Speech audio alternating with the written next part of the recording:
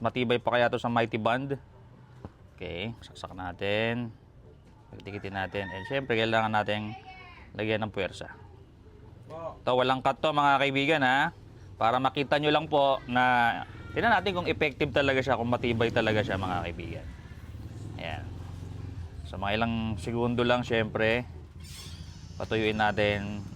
And napaka-perfect nito kapag kayo nga, mayroon kayong mga bagay na gustong pagdikitin, tsinelas, mga kung ano-ano, mga wood, metal, fabric, at saka yung goma nga na ganito. Ayan, so nakita nyo, tingnan nyo. Tuyo-tuyo na siya.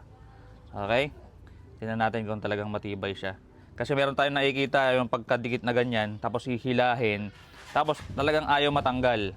Ayan, tingnan natin dito. Ayan, hipan pa natin para matuyo.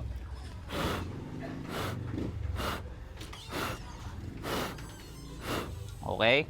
Tingnan natin kung malakas. Pagpersahin na natin kung hindi matatanggal. In 1, 2, 3, 4. Uy! Ang tibay! Aba! Original! Ba? Sa Mighty Band, hindi ganito. No? Oh? Aba? Galing ah. Malakas siya mga kaibigan, no?